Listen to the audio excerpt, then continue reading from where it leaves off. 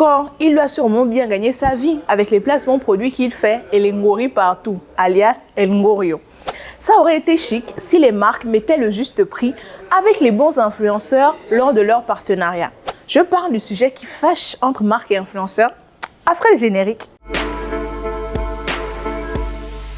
Hello tout le monde, c'est Ocharis, ta blogueuse préférée et la blogueuse préférée de ta blogueuse préférée. Avant de continuer à regarder ce contenu, n'oublie surtout pas de commenter, liker et partager sur la page de Gestor Media et de t'abonner à notre nouveau partenaire, Célicom. Aujourd'hui, je vais encore tirer des balles dans le game de marketing d'influence. Vous pensez que c'est mon dada?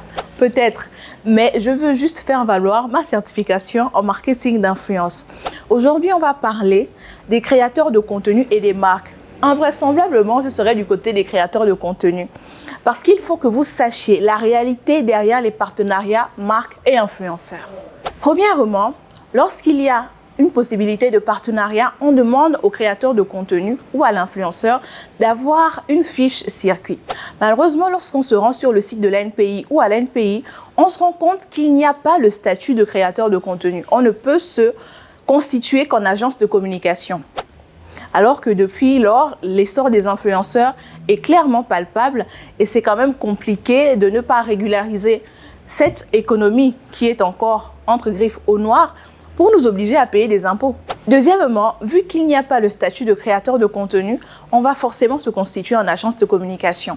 Et les frais pour se constituer, ouverture d'un compte bancaire, fiche NPI et bien sûr payer les impôts à l'avance parce qu'on paye les impôts à l'année, on est déjà dans 500 000 francs lorsqu'on crée une entreprise individuelle. Ce qui est compliqué pour une personne qui dit qu'elle va juste se spécialiser dans la création de contenu. Enfin, les marques se plaignent du manque de professionnalisme des influenceurs sur le web.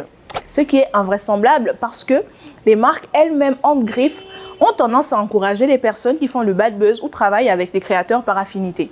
Ce qui donne l'impression que le marché ne recherche que des influenceurs qui créent des bad buzz ou qui sont victimes de bad buzz. Ce n'est pas bien parce que les personnes qui créent du contenu constamment et qui ont un flux organisé et une ligne éditoriale se retrouvent sans cesse reléguées au second plan parce qu'elles ne font pas de bad buzz. C'est un peu bizarre quand même, hein?